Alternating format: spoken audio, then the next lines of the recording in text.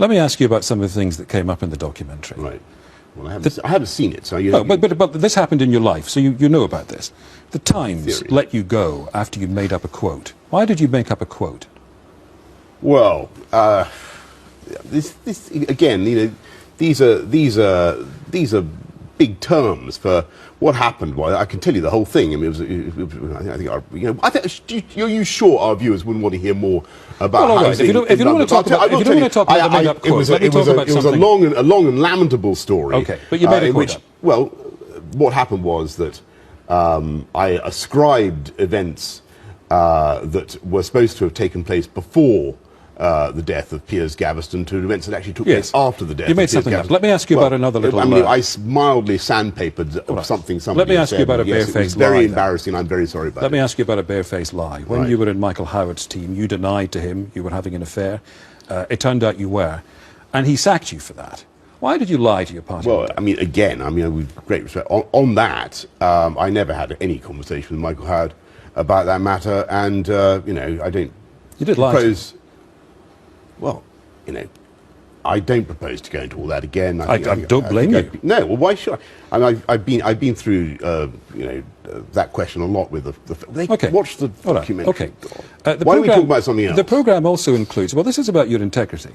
Okay. The program includes your reaction as you listen to a phone call, in which your friend Darius Guppy asks you to supply the address of a journalist, so that he can have him physically assaulted. The words "beaten up" and "broken ribs" are said to you. And you, having heard that, you tell your friend, Darius Guppy, you will supply the address.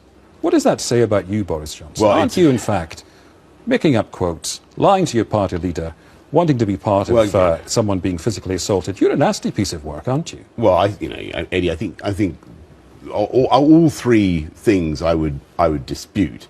Well, you don't factually dispute them. Well, I do, and I could, if we had a long time, which we don't, I could explain that I think all three interpretations you're putting on those things aren't wholly fair.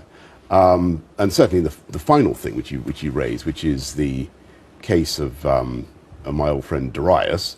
Yes, it was certainly true that he was in a bit of a state, and I did humour him in a long phone conversation, from which absolutely nothing eventuated. And